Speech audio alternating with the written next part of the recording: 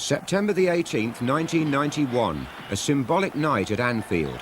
Liverpool Football Club walk out for their 146th match in their 22nd season of European football, but their first for 6 years. Here's Steve Nicol. There's another local lad, Mike Marsh. Won the tackle well. Rush. Saunders to his left. Still Rush. Saunders! That's Liverpool's first goal back in Europe, and it's been scored by the most expensive player in the English game. Nicol in again. Oh, it's a good header by Houghton! It's a goal! Ray Houghton makes it 2-0. And Belfield gets the other side of Ablett and sets up Lettinen again, and that's got in off Nicky Tanner, I think. McMahon. Burrows. Now McManaman in space. Saunders!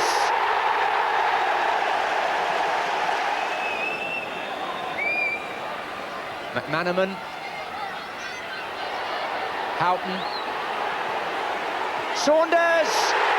And he scored a hat-trick on his European debut at club level. McManaman again. And he's in. Walters is there. Saunders! Oh, another one! It's all coming right now. Walters. Still Walters. Houghton's in there. One goal for every year of Liverpool's European exile, imposed after the Heysel tragedy of 1985. Before then, Liverpool had marched across the European stage in masterful style, winning the European Cup 4 times and the UEFA Cup twice in the space of 12 seasons. No other English club made such an impact on the continent.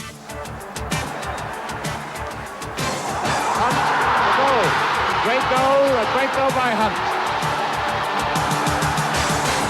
Evans. 1-0. After strong the goal.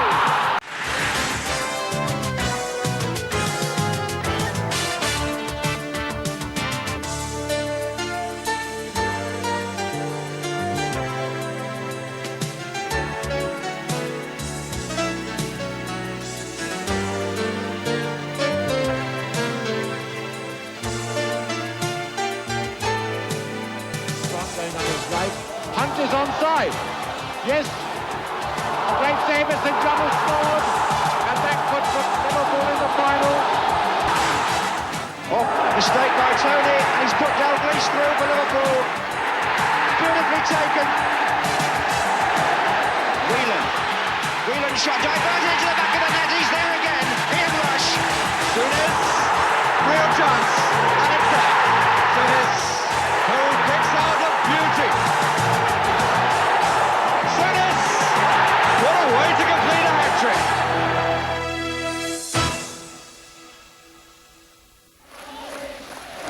When Liverpool won the league championship in 1964, it was a passport to Europe.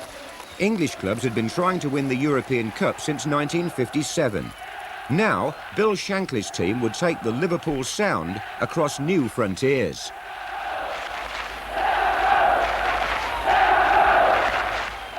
The first step was hardly a glamorous one, Reykjavik in Iceland.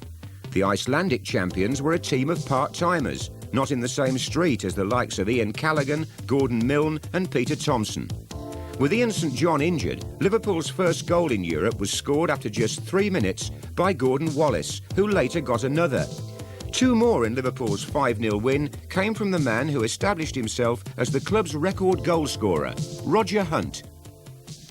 I remember we stayed at, we went to fly from Glasgow, and we had about 5 or 6 hours to kill in between the flight to Iceland. And Shankly took us to, he said, I think we'll go to Butlins for about 4 or 5 hours to pass a bit of time on. And we went to the holiday camp and pulled up on the coach at the gate, and Shanks thought everybody knew who we were, you see, and he said to the security fellow, he said, we're Liverpool Football Club on our way to Iceland to play in the European Cup tie. And the bloke said, well, you're on the wrong road here, pal. The second leg, the first European match at Anfield, was a formality. Liverpool coasted to a 6-1 win in front of a crowd of 32,500.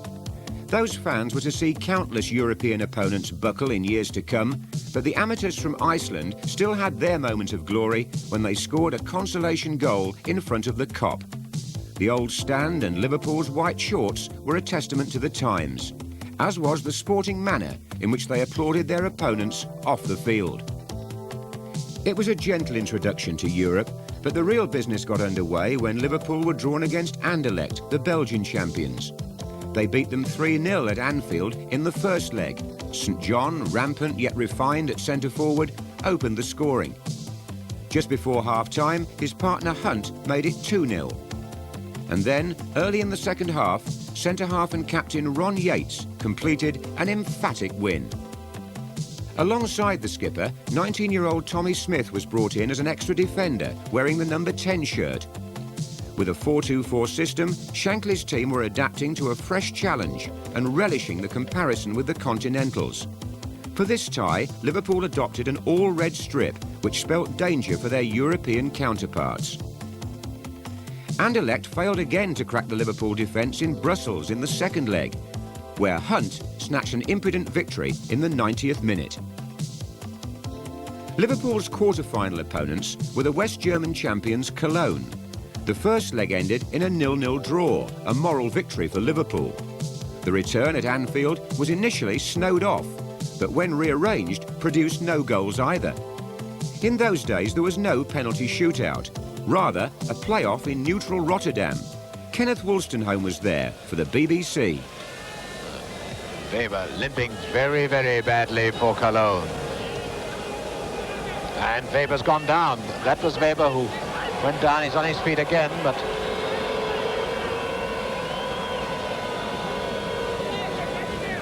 as Weber is, look at him limping so badly. It's a bad sign for Cologne. And forward now goes Stevenson for Liverpool. And Hunt, can he move on to that one? Oh, it's a goal! It's got a score for Liverpool! Oh, a beautiful goal, and give the credit to Hunt. I thought he was going to have a blind at that one, and he decided not to. St John must have called to him. 23 minutes gone, and Liverpool take the lead. The stamina's going to tell against Cologne now. Thompson. Out to Callaghan. Oh, 2 extra men Liverpool have got. Thompson, what were you thinking about? Milne. Thompson. This is Callaghan, number 7. Hunt. And it's hit the bar. It's a goal. Yes. A goal, the second goal, and Roger Hunt has got it. With 4 minutes of the first half left. So Milan, here come Liverpool.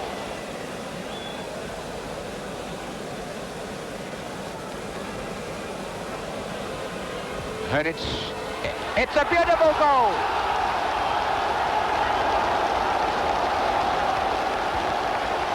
Beautiful goal. Scored by the outside right, Taylor. Cologne moved Taylor to inside right. Here he is. And Lure has gone onto the wing.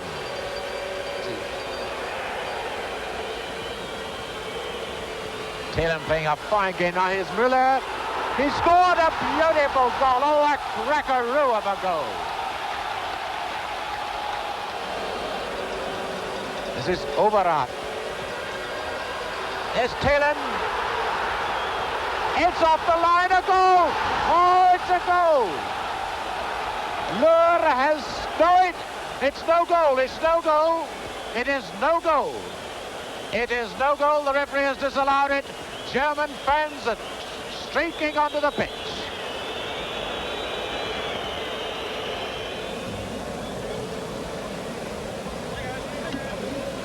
And now the moment of decision has come.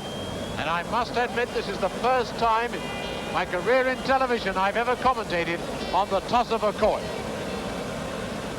The referee will toss, and whoever's the best gambler among these 2 captains will take his team into the semi-final of the European Cup.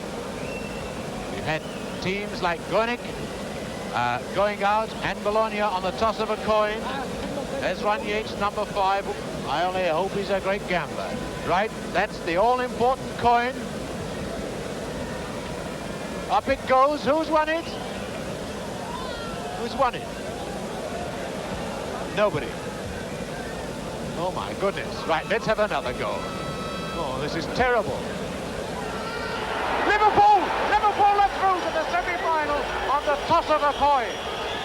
Well done, Ron Yates. That moment of high drama brought Liverpool face to face with the holders of the European Cup, the Italians Internazionale of Milan, and their wily coach, Helenio Herrera, high priest of Catenaccio, blanket defence. In the previous year's final, Inter had beaten 5 times winners Real Madrid. 3 days before they came to Merseyside for the first leg, Liverpool won the FA Cup for the first time, beating Leeds at Wembley. So the pre-match build-up at Anfield was something quite unique, even to the Italians, who had to contend with an atmosphere that Liverpool fans still talk about nearly 30 years later. Here it comes, carried by Jerry Byrne and Gordon Milne, the 2 injured players. Byrne, who played for all the cup final except 2 minutes with a broken collarbone. Gordon Milne, who couldn't play in the game at all.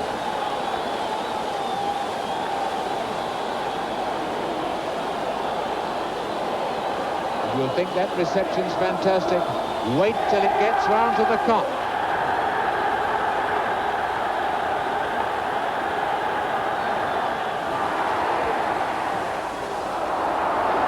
Inter, remember, holders of this trophy, at the moment running second, 1 point behind Milan in the Italian league.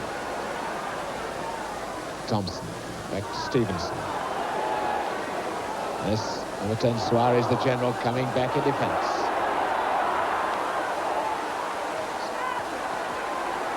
Strong. Here's number 7, Callaghan. Hunt, the goal. Great goal, a great goal by Hunt.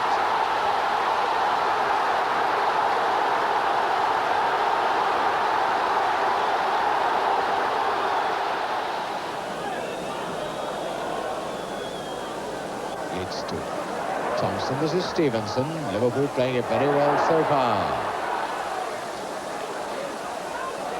Giving themselves the extra man, and that's a late tackle by Suarez on Stevenson. Free kick to Liverpool. Stevenson to take the kick. Liverpool, incidentally, not yet lost a leg in this competition. Thompson. That's Paquetti getting it clear. Oh, Yates, what a bad mistake, and now the centre forward. Pero. Surely a goal. Mazzola, yes. Tragic error by Ron Yates. 10 minutes gone, and Mazzola has equalised.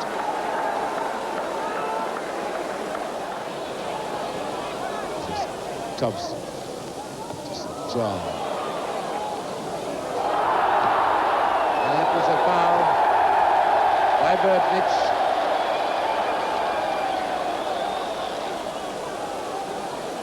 You notice how Birdnich wouldn't leave Thompson. They have a tremendous man-for-man system. See, Paquetti, that's Paquetti moving, going onto the far side to watch the tall Yates. Birdnich, the right back, has come over here because Thompson's gone to outside right. Everyone back in defence now. Hunt, go on, Callaghan, he's done it.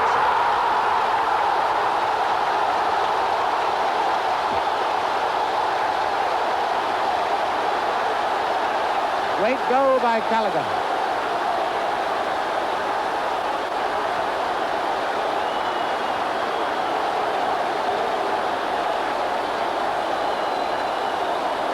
And after 33 minutes, it's 2-1 for Liverpool.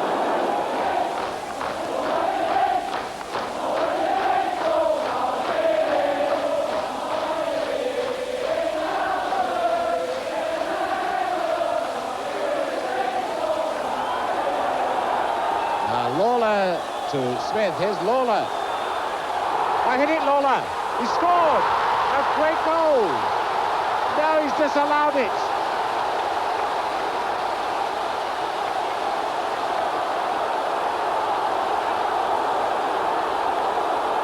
Oh, what a terrible decision. Oh, really, when a fullback goes through like that on his own and scores, how on earth could anybody have been interfering with play? Piqué. Corso. Still in play now. Centre forward, Pero. Wiedenham was winning that for Liverpool. Now here comes Yates moving forward like a tank. Oh, now touches St. John. He scored. No.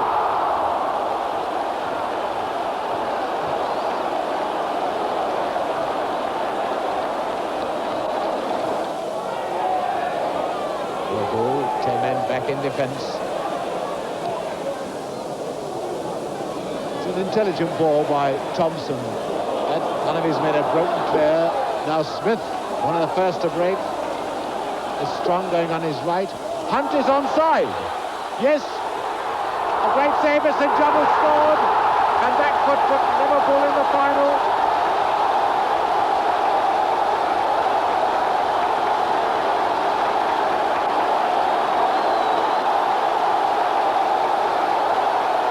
Come breaking away onto the attack again. This is Stevenson. Through now to St. John. And that time it didn't rebound to Hunt.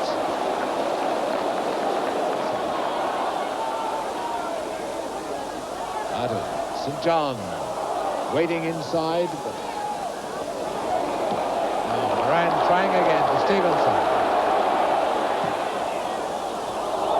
Suarez. St. John, Hunt. Oh, what a miss. What a miss by Hunt. That could well have been the stamp on the passport for a trip into the final.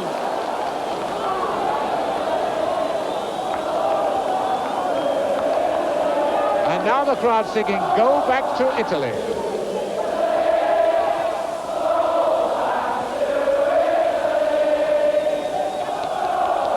I've never heard words like that to Santa Lucia before in my life.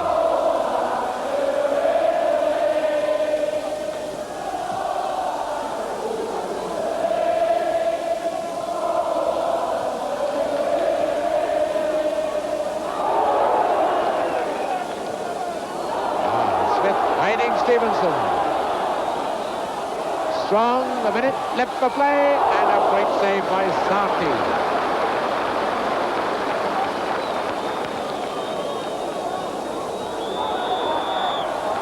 There goes the whistle, it's all over. Liverpool, a great and glorious performance, have established a 2-goal lead in the European Cup. 3-1 they win, and they could get to the final.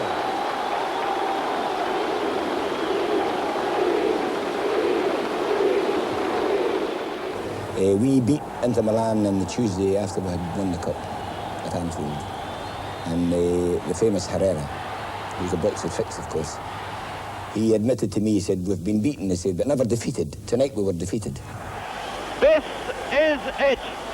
The second leg of the semi-final of the European Cup. Liverpool leading by 3-1 and setting the game in motion. They could become the first ever British team to reach the final of the greatest trophy in Europe football, the European Cup final. Now, great ball there, but then straight away, Mazzola. 90,000 Italian fans, fanatics most of them, firing rockets zooming over the stadium. So it's Corso with the kick. And it's there!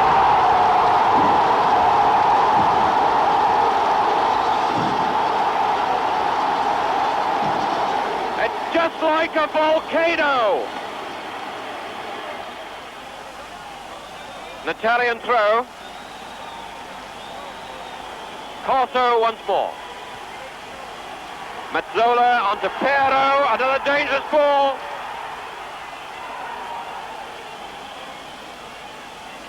Oh dear, Pero! And have you ever seen a goal like that? Have you ever seen a goal like that? And I must say that I think the referee was quite right. There was no foul. So the scores are now level on aggregate. Tonight Liverpool trail 2-0 and 3-all. 2 goals in 45 seconds by Milan. Pince to Mazzola inside to Pero, his Pachetti! Oh! That contentious 3-0 defeat meant Liverpool went out on a 4-3 aggregate and Inter went into the final. And really, and sure, Inter Milan, who were a good team, they didn't play well. But I was told before the game that no matter what happened, we wouldn't win. We thought the referee had signalled an indirect free kick and they chipped it straight into the net. And the other one, Tommy Lawrence was bouncing the ball and one of their forwards just kind of kicked it as he was bouncing it and chipped it back over his head. But, I mean, you could never go near continental goalkeepers. I mean, you can't now, but then you couldn't go near them. I mean, if you went near a goalkeeper, it was a foul anyways. So we're amazed that he gave the goal. We showed our inexperience, I think, later on in the game. They got possession and they could... at that time, we weren't a team that could keep possession like Liverpool teams afterwards. So I think Liverpool learned in Europe that possession of the ball was what you had to do, you know, to win European games, and that's the way Liverpool was still playing. And I think those early days we were a bit inexperienced. Even though we were a good side, we couldn't play this, or we didn't play this possession football that Liverpool played when they were successful in Europe. But Hunt and his team were turning new pages in Liverpool's history. Their FA Cup triumph at Wembley put them in the European Cup Winners' Cup, where they lost in Italy again, 1-0 to Juventus. But this time, Anfield staged the second leg. Strong to go!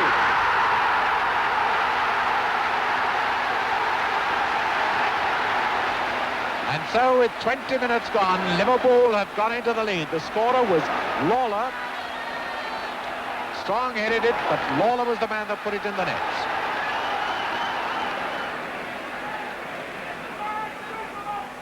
Oh, Del Sol, too clever by half, so now it's Callaghan. Anybody there? Up goes St. John. Up goes Hunt. There's Del Sol, but now Strong. A goal! Jeff Strong's goal gave Liverpool a 2-1 aggregate victory. The second round brought Standard Liège of Belgium to Anfield, fullback Chris Lawler scoring twice in a 3-1 win. So Liverpool carried a 2-goal margin into the second leg, and just as on their first visit to Belgium a year earlier, they won the away game too. Liverpool in white shirts here. Oh, an awful mess there. Klaassen has scored.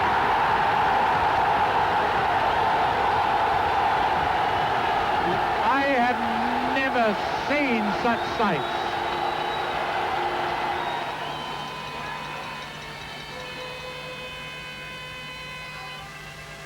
Oh, and Thompson side down.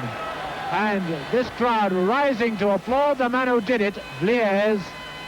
The game going on because Liverpool in possession. There's St. John. And St. John beating the lot into Hunt. And it's a goal. A lovely goal by Hunt.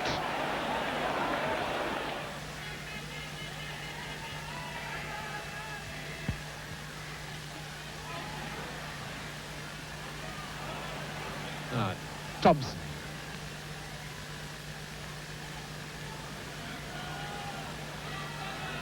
Callaghan. That's Burley up to Callaghan. And a beautiful header by St. John. He scored. Oh, what a glorious goal by Ian St. John. And 12 minutes of the second half gone. And the crowd round our commentary position have to applaud that. So Liverpool now lead by 2-1, giving them a 5-2 aggregate win. Next came Honved of Hungary, Lawler again popping up to score at Anfield after a 0-0 draw in Budapest. The semi-final brought together the English and Scottish cup holders. Jock Stein's Celtic beat Shankly's men in the first leg in Glasgow thanks to this goal by Bobby Lennox. For the second leg, Celtic brought a huge army of supporters south, not all of them well behaved, and it took Liverpool over an hour to level the aggregate through Tommy Smith. Then the hobbling Jeff Strong became a hero.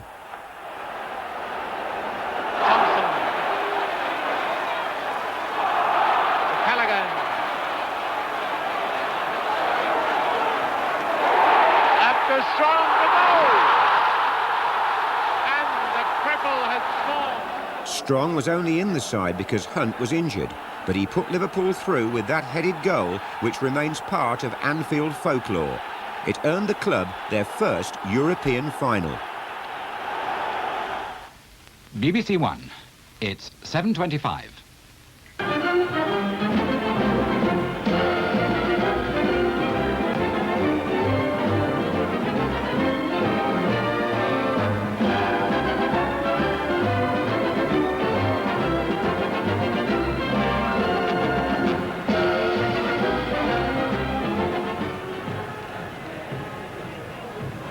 Welcome to the 6th European Cup Winners' Cup final, played tonight at Hampden Park, Glasgow. But a Hampden Park, Glasgow, which is being drenched in torrential rain, rain which has been falling for hours, and rain which has, I'm afraid, cut down what might be called the casual gait. But there is no lack of red and white. 20,000 people have come from Liverpool and the old familiar sights.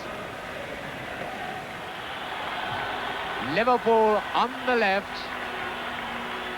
and there's the Liverpool team in the 4-3-3 formation. Callahan, number 7, buzzes from the midfield roll to the forward roll. The same team that played last Saturday when Liverpool clinched the championship of the First Division. It was a cruel blow to lose a European final in extra time, especially hard on captain Ron Yates, whose valiant attempt to cut out the winning goal failed when Libuda's shot came back off the post, rebounded off Yates' leg and then into the net. The captain's consolation lay in leading Liverpool to another championship, putting them back in the European Cup. There were shades of Cologne when they took 3 matches to beat the Romanian champions. Ian Callaghan, who played a record 88 European games for Liverpool, was a scorer here. Then came the worst defeat suffered by Liverpool in nearly 150 European games. In fog-bound Amsterdam, they came up against an emerging Dutch team who would soon carry all before them in the European Cup. But in 1966, as they rattled in the goals against a mystified Liverpool defence, Ajax and Johan Cruyff had yet to take centre stage. Their modern attacking style had Liverpool chasing what shadows they could find in the mist. Although Shankly refused to accept that Liverpool were outclassed, they were 4 goals down at half-time and had obviously been taken completely by surprise. I remember that we were delighted to get Ajax because they were supposed to be the weakest team. So we had this draw with Ajax, which we thought, great, you know, we'll get through this one. And we got hammered 5-1 in Holland when it was the game was like in danger of being called off. And they just, every time they seemed to go down the pitch, they seemed to score. In the last minute, Chris Lawler scored for Liverpool to make it 5-1, prompting Shankly to say it's not over yet. 54,000 fans believed him, but they reckoned without a man called Cruyff. I don't think we realised just how good he was or they were till they played at Anfield, because even though it was 5-1, we're fully convinced that we could beat them by that margin at Anfield. I was dead confident that we would win at Anfield, and it was there again terrific atmosphere. But he scored 2, and it was 2 each at Anfield. That ball. This has been one of Liverpool's failings tonight, putting the ball too square and too often back. This time it's given a break to Ajax, and that's it. Ajax are 1 up, and that gives them an aggregate lead of 6-1.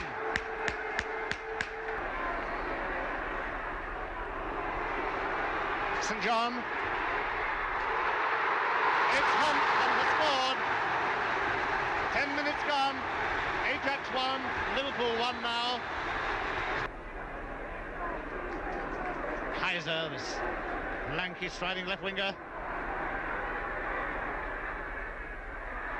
And it's another one for Ajax. Another complete breakaway.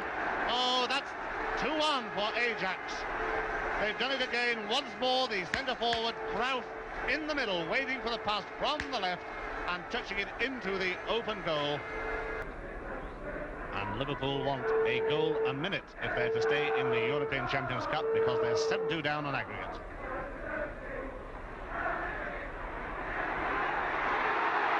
And there's one of them, surely. Yes, Hunter's got it. Only 4 down, so that makes it 2-2.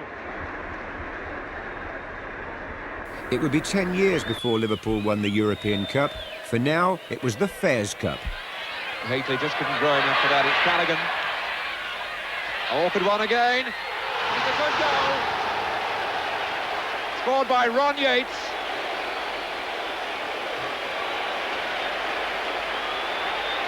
Up to Yates. Heatley to Hunt. Hunt again. Liverpool also won in Sweden, and in the next round completely wiped out the Germans TSV Munich, who were demolished 8-0 at Anfield.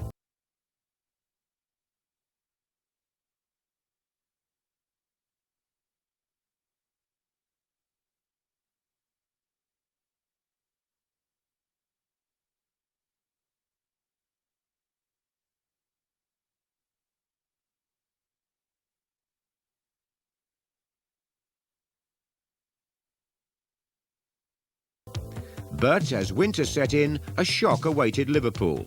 Ferencváros of Hungary beat them twice, applauded off after becoming the first European team to win at Anfield. Rakosi.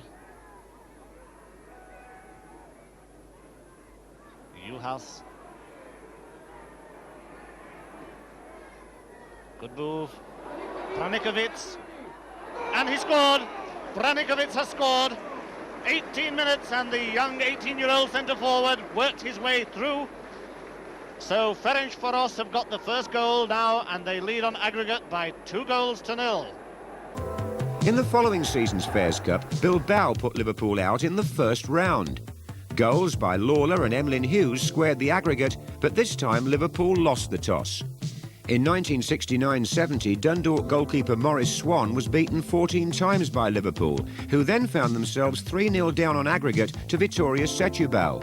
A Tommy Smith penalty, an Alan Evans strike, and a last-minute equaliser by Roger Hunt made the aggregate 3-3. We managed to get 2 back, and then near the end I got what we thought was the winning goal. But that was the score at the final whistle.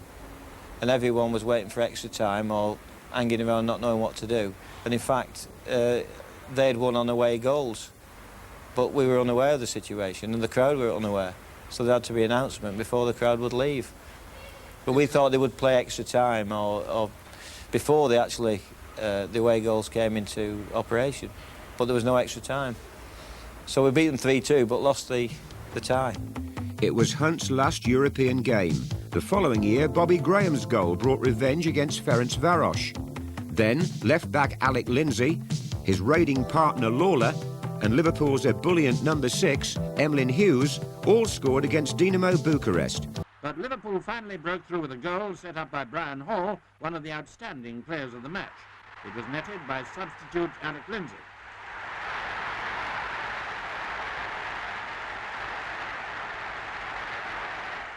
Chris Lawler made it 2-0. This turned out to be one of the best European matches of the season, and the crowd was delighted.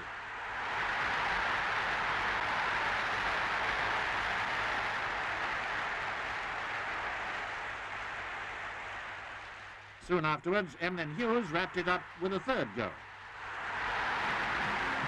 Earning Liverpool a 3rd-round tie against Hibernian. The first leg in Edinburgh spotlighted new forwards around whom Shankly was rebuilding. Everybody for a moment then, other than Baines, in the Liverpool half. Look at that speed by Highway. It's got Toshak there. Toshak! John Toshak had arrived from Cardiff for £110,000, but the man who made the goal, graduate Steve Highway, stunned everybody with his pace. He's got Hansen beaten almost every time. Evans.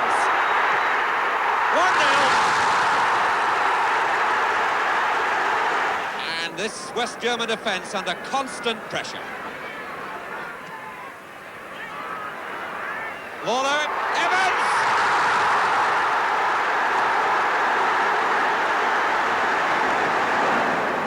Highway going for the line. And that was deflected slightly by a defender. Rote in trouble. Hughes. Evans! 3 goals tonight for Alan Evans. Liverpool lead by 3 goals to 0. Which meant a semi-final against Leeds and defeat for Liverpool. That was Giles. Brenda! Yes! And that's the sucker punch. They've done it. And the crowd at Liverpool are absolutely stunned. Back in the Cup Winners' Cup in 1971-72, Liverpool beat Servette Geneva, then went out to the team they'd beaten the previous year, Bayern Munich.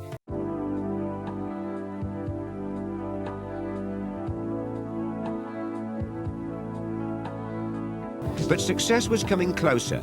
Eintracht Frankfurt were Liverpool's first UEFA Cup victims in 1972-73. The Greeks from Athens followed. Το σκορ άνοιξε η Liverpool στο 16ο λεπτό με ισχυρό σουτ του Hughes. Μετά από χτύπημα πέναλτι από τον Νικολαίδη στο 33ο λεπτό η ΑΕΚ ισοφάρισε.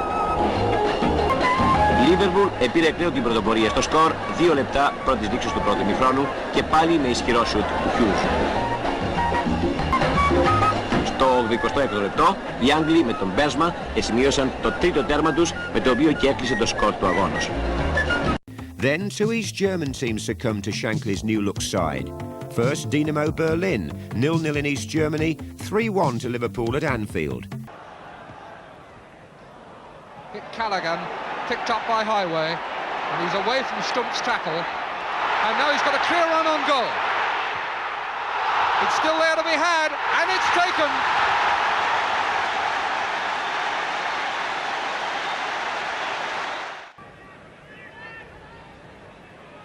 Filone breaking through the middle. It was a good ball for him too, and a good tackle by Lloyd, but here's Schulenberg to equalise, and it's pushed in by Nets. It's given 1-1. Thompson, Lindsay.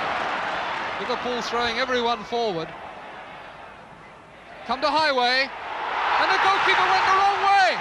There may just have been a deflection, but Steve Highway's got it anyway, and that's 2-1. Cormac to Toshak.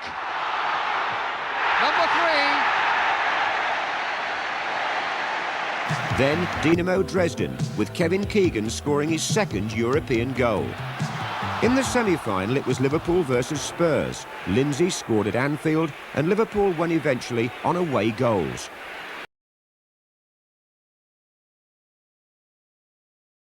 The first leg is at Anfield. It's a precarious 1-goal lead that Liverpool now bring to White Hart Lane.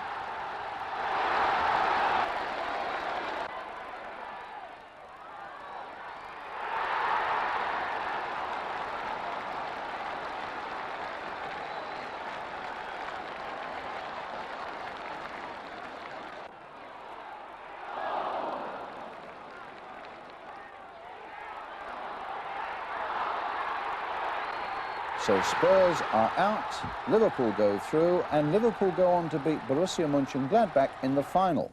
Floated high, Lloyd.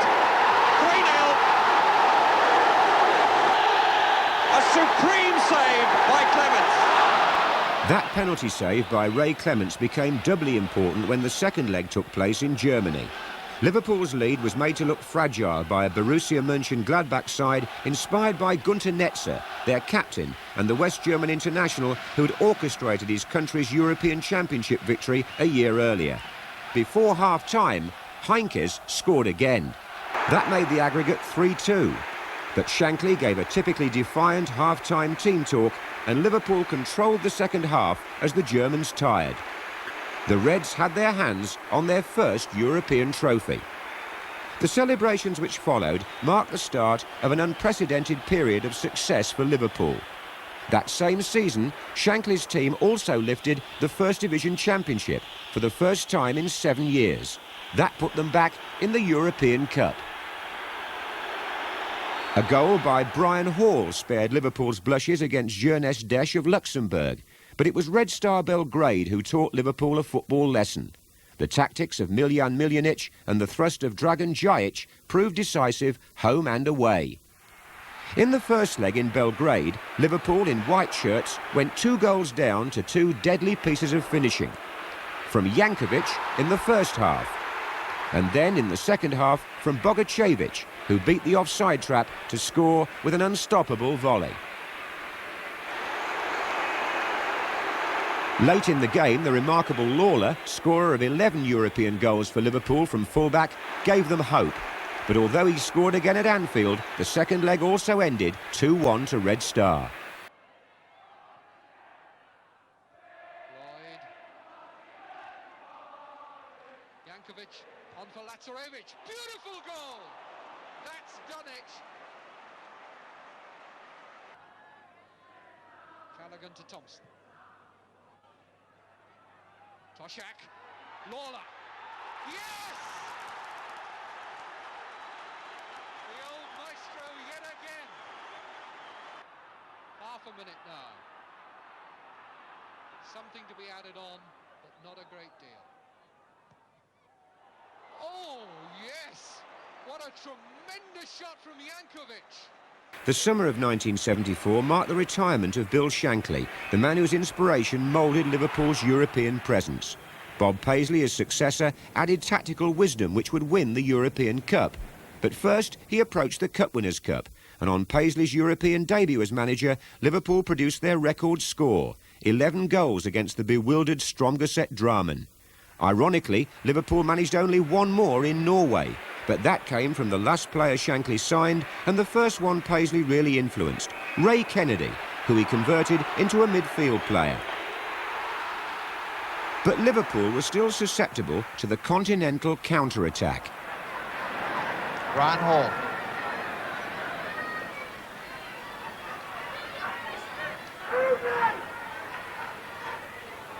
Keegan wanting someone to make a move for him. Nobody is. Now here's Hall. Got 4 to find.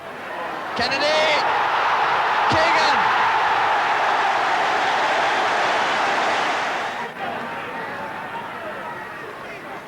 Kellerman. Mate. Pushtoy going into the middle. Still Mate! And what a signal for Liverpool! When the second leg in Budapest was drawn 0-0, that away goal at Anfield put the Hungarians through. The following season, Liverpool were back in the UEFA Cup. A 1-0 defeat by Hibernian, here in Edinburgh, was overturned when Toshak scored a hat-trick at Anfield. And in the next round, Liverpool got the appetite for more European success when they put 9 goals in 2 games past the Spaniards' Real Sociedad. Liverpool had now mastered the pitfalls of European travel. Difficult journeys like this one to Poland were planned with meticulous care by Secretary Peter Robinson. The economy of Liverpool's play, demonstrated by Kennedy, who put them ahead there, was matched by the efficiency of their travel arrangements. The old 4-day trips were now down to 2. It was Toshak who made the score 2-0 here, and although the Poles scored themselves near the end, they were well beaten at Anfield, where Dynamo Dresden also came off second best in the quarter-final.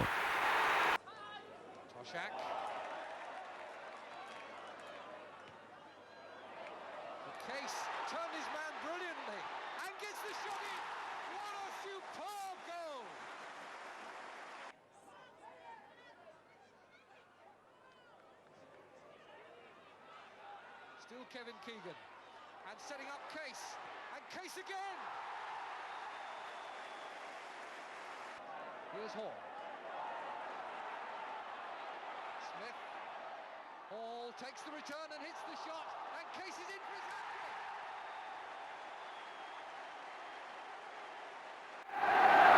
Kennedy. Callahan. Inside the back, but Taze couldn't get there. Weber made a mistake. 1-0.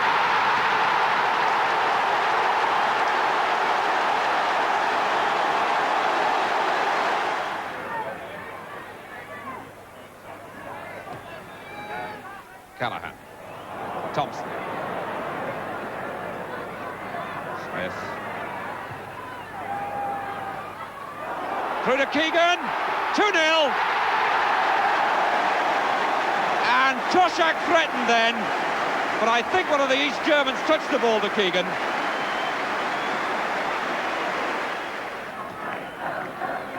Idler, Riedel, Hefner again. Idler, who's scored in every round so far. Taking on Hughes and getting through, and he's done it again, 2-1. Phil Neal, then in his first European season with Liverpool, remembers Dresden well. They started to take a catering man, and the hotel people started to come with us to check the kitchens, take our own food. But prior to that, Liverpool travelled and were at the mercy of people serving you mauve soup. And Bob took one look at this mauve soup and said, "Get the bloody thing back here. You're not eating that, lads." I think it was in Dresden again. He wouldn't let us drink the tea. They're bloody things, they're bloody drugged it, man. And it was through that experience that Liverpool learned another little nook, and they'd learned all the way through their European campaign as well as their normal league campaign. Liverpool, wearing all white, now found themselves in one of the great theatres of European football for the semi-final. In the Nou Camp in Barcelona, they crossed swords again with Johan Cruyff 10 years on. But Toshak's early goal proved priceless. Although the Spaniards drew 1-1 at Anfield in the second leg, it was Liverpool who went through to the 1976 UEFA final to play Bruges. So Emlyn Hughes lifted the UEFA Cup. The second time in 4 seasons, Liverpool had won that trophy. Now, with the championship also theirs in 1976, they were ready for tilt number 4 at the European Cup. Johnson for Keegan in the middle, and that's it. That's what it's all about.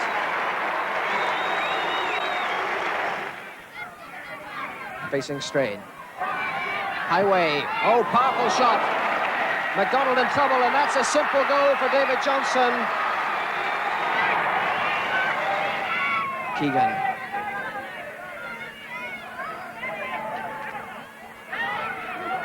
Johnson. McDermott on the other side. Opening for the shot. A great goal by Terry McDermott. On the right, Johnson, faced by Gillespie. And taking him on. Taking 2 on, still Davy Johnson. No support coming out of Highway. Opening for the shot, Highway, yes, 4-0.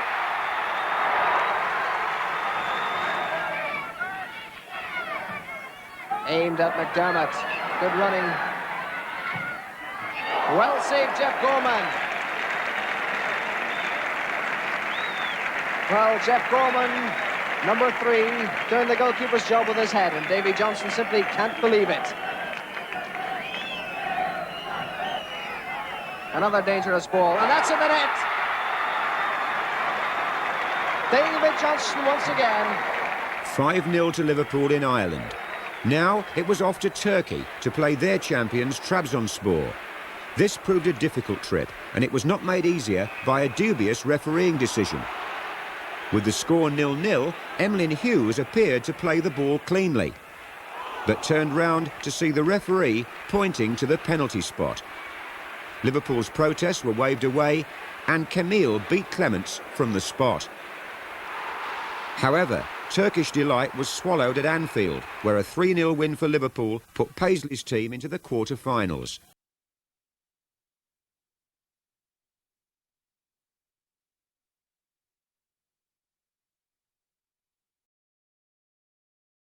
Next stop, France. They all came in together. Jean Vion tried to hit it. Battier! That 1-0 defeat set up one of the most memorable of Liverpool's European encounters. Kevin Keegan was back from injury for the return on one of the noisiest nights in Anfield history. An atmosphere here tonight matching the wall of noise which surrounded the players at St Etienne a fortnight ago. Keegan. Djokovic has missed it!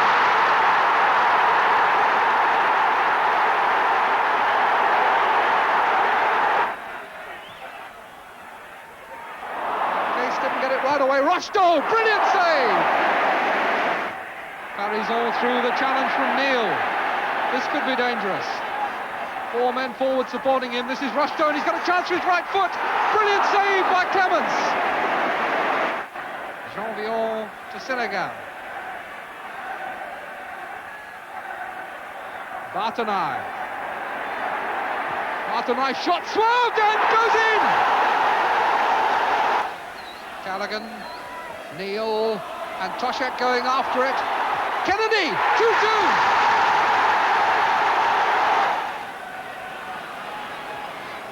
And Fairclough is onside. This now could be interesting. Fairclough!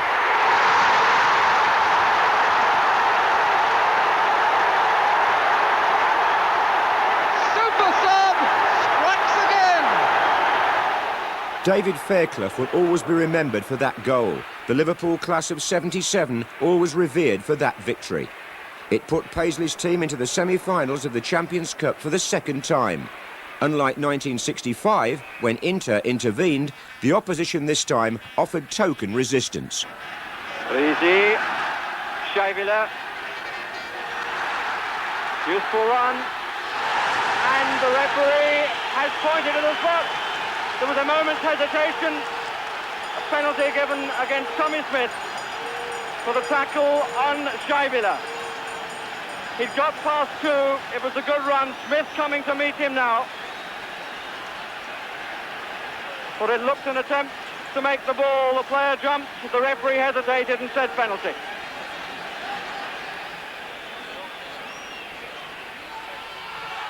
Oh, and Clemens, having gone to his right, almost got his left hand to it. But Zurich go in front with 6 minutes on the stopwatch. Liverpool have pushed 3 players up to the far post area. Coming across, Kennedy takes, they've got a man at the back who's Philip Neal, who gets in and scores! Beautifully worked free kick by Liverpool. Really, Zurich fell for that. We've seen it before in the English league. Kennedy, McDermott.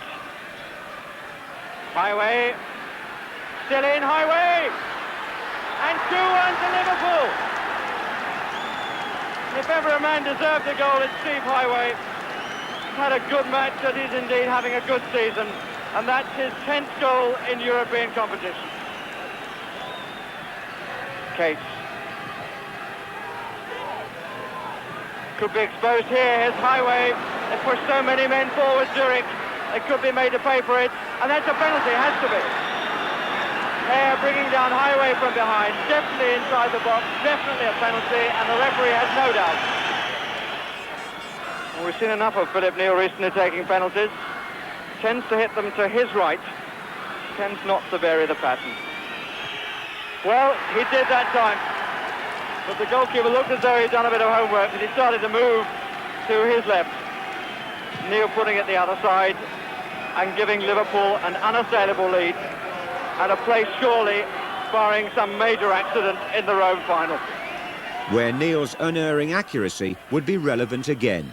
The defender's back, so no offside. Header by Kennedy. Johnson's attempt at a shot while he was in the air. Not much weight. But now it's well won by Case.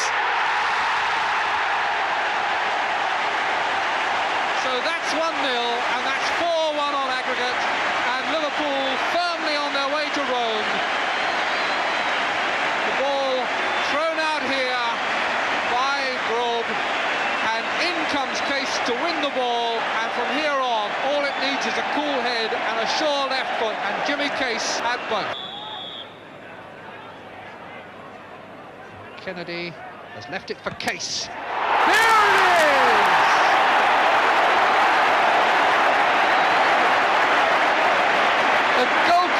must have wondered what it was that went past him.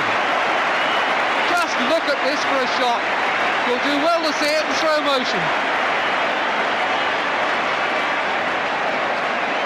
There can't be many harder shots than that in Europe.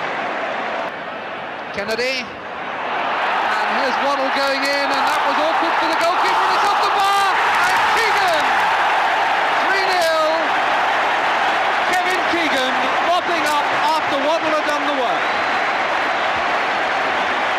The long, deep cross, the goalkeeper going up, Waddle up with him, and Waddle's head off the crossbar, and Keegan, that snapper up of trifles, snaps up another one. These were heady days at Anfield. The league championship was won for the second year running. There was talk in May of an historic treble, but that disappeared when Liverpool lost in the FA Cup final to Manchester United. 4 days later, the eternal city of Rome welcomed 27,000 Liverpool supporters, some of whom had come direct from Wembley. When the teams came out for Liverpool's first European Cup final, it was like being on Merseyside. The smile of the season from Emlyn Hughes, the performance of the season, the trophy of the season, and won by the English champions, Liverpool. Just tremendous. You know, words fail me. I've got no voice, but tremendous. After coming off Wembley like they did, and then to put a show like that, tremendous.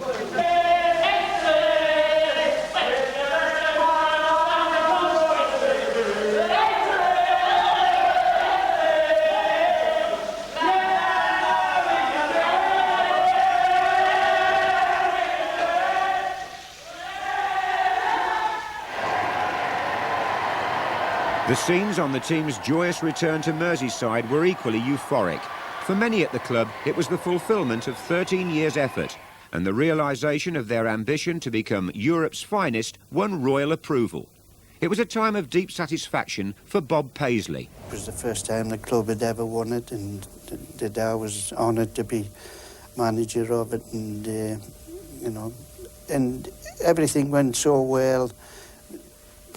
The crowd behaviour, there wasn't a thing wrong about it. I think Mönchengladbach and all the hype and whatever, it's the first European Cup final and fine. To lift that great big trophy for the very first time and to be near it, and it is a massive trophy, it just in itself, it's worth kind of grabbing your hands and saying, oh, I want another go at it. And I think that's probably why it went back so many times. It's such a glorious trophy to win. I'm not saying our FA Cup isn't, but it's such a massive trophy that you think this means something. And to say, the first landing at Speke, having won it once, you knew it meant a lot to everybody in that lovely city.